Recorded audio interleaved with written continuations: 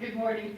Good morning. I'm so honored to be back here with you once again. And again, I bring you greetings from Reverend Donna Johnson, the President and CEO of Unity Worldwide Ministries, and also greetings from your regional board, who I represent with you here today. It's always a delight to me to be in our churches, and I love meeting you and seeing you and spending time with you. And I love it when I can come here because I can stay home and be with you on Sunday. So it's really terrific. And what an honor and delight it is to share the stage with you today.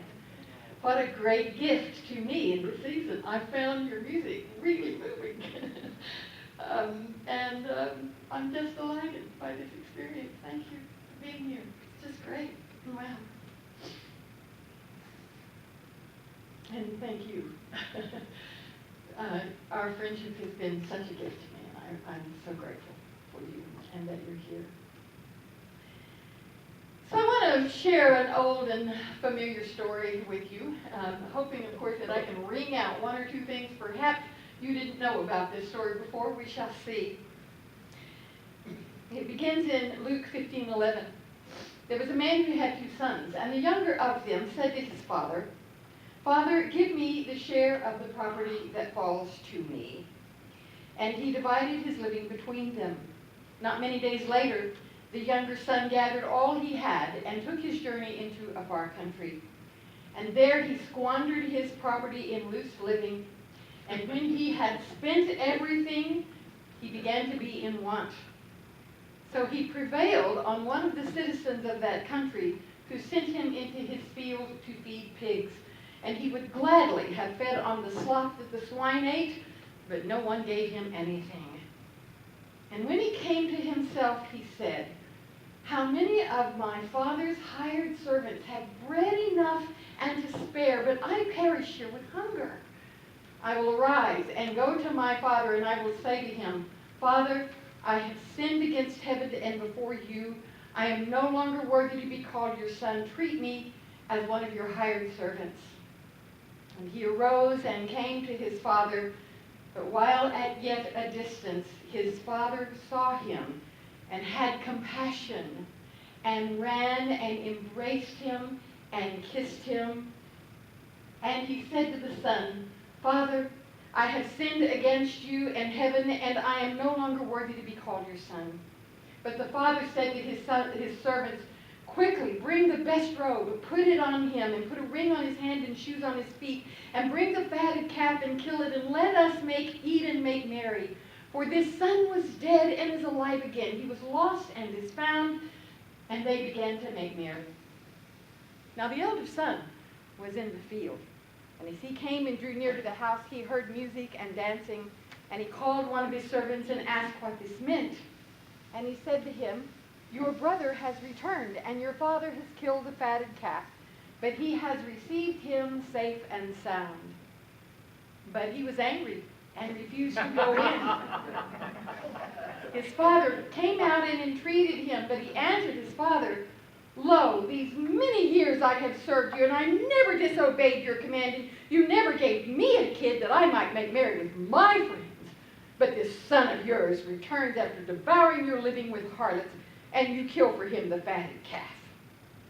And the father said to him, 'Son, you are always with me, and all that is mine was yours. It was fitting that we make merry and be glad, for this brother, your brother, was dead, and he is alive. He was lost, and he is found.'" Now, this story is often told to comfort those of us who have lived at least parts of our lives in less productive ways. That regardless of what we have done or said or thought, that we are still the beloved and worthy and deserving of a life of peace, abundance, joy, ease, and grace. That redemption is always on the table. Always on the table, regardless. As it is to many, this message was a great deal of comfort to me, who, just like the younger son, had left my authentic self. And finally, walking into a Unity church one Sunday, somehow got back in touch with me. I got it, that I am the beloved, no matter what. And I want you to know that you are too. Each one of you is the beloved, regardless. Maybe some of you see some parallels in this story as I have seen with my life. But today I want to focus on some other parts of the story because you see, I see this story strongly demonstrating the 4 phases of our human spiritual experience. I believe that all of us on the spiritual path in this life, some of us just aren't aware of it yet. And so we're deeply asleep. Some of us are awakening, and then some of us are also maturing spiritually. Those 3 phases. And that maturity encompasses the full acceptance of being natural heirs to good. So what I want you to notice is that between the boy asking for his share of the property and his father giving him, there's just a little space. In the text it says, the boy said, give me the share of my property that falls to me. Period, space. And then it says, and the father divided his property among them, between them. What happened? Come on. This is a Jewish father that we're talking about. Oy vey, what have I done to deserve such an ungrateful schmuck? Not that he's ever been much good at farming, but I was thinking of apprenticing him to the village tailor in a little bit, but no. He wants his inheritance now. We do not read about the hurt, the anger and the anxiety of the father as he struggles with his son's behavior and the request. And if you are a parent, you know that that sort of thing had to go on. All we get is a space.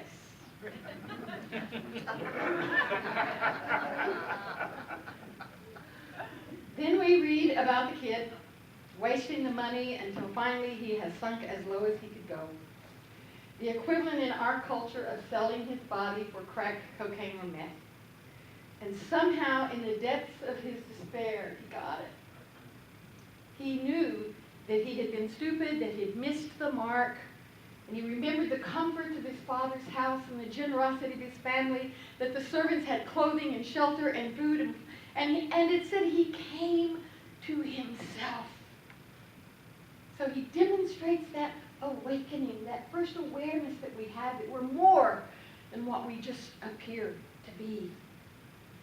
And finally, in the depths of his despair, remembered that who he was and whose he was, the son of a rich and generous family.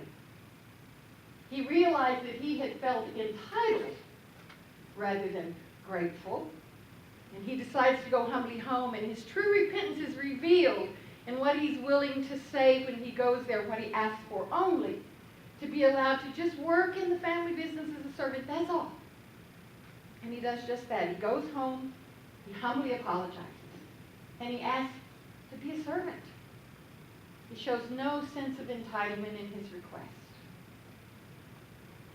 In his father's reception, we learn why the struggle that the father had isn't in the story. Because that space represents the amount of time that it took for the father to walk through all of that and come to a place of full acceptance and forgiveness so that when the son was ready to return home, he could fully receive him in all of his love. You belong here, he says.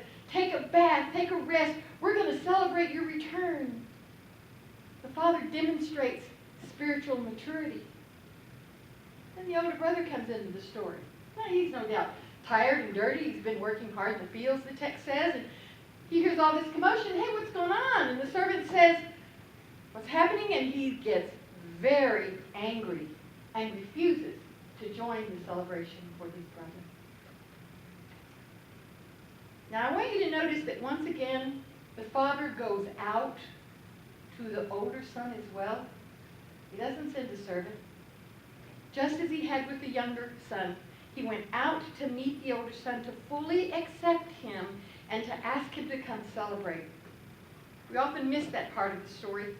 The father went out to him too. This demonstrates mature spiritual leadership.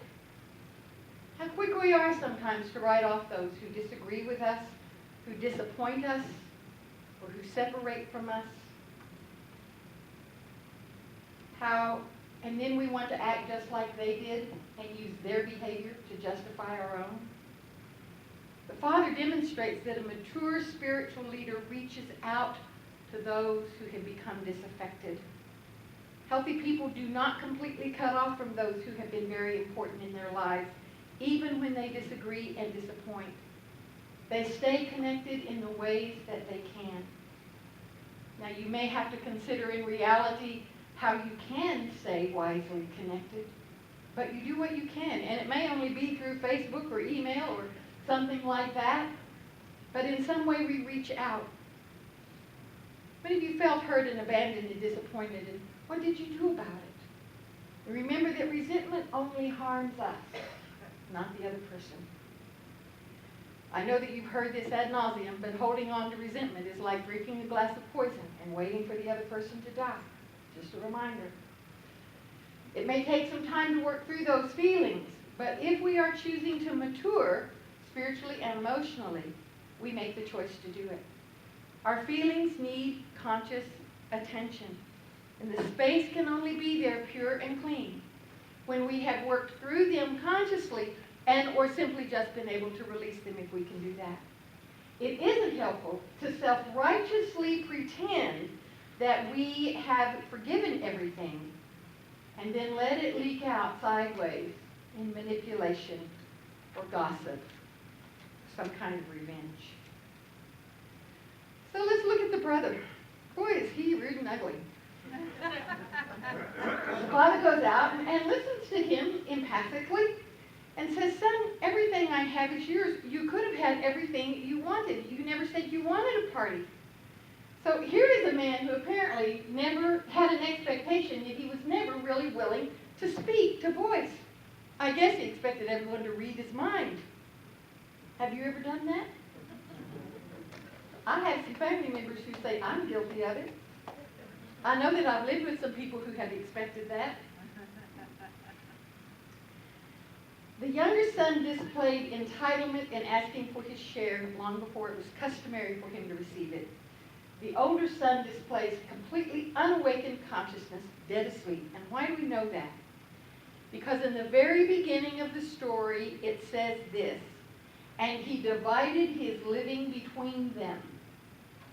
He didn't just give the younger son his property. He gave both of them their share. But all the time that the younger brother was gone spending his, the older brother had his share already. It was already his.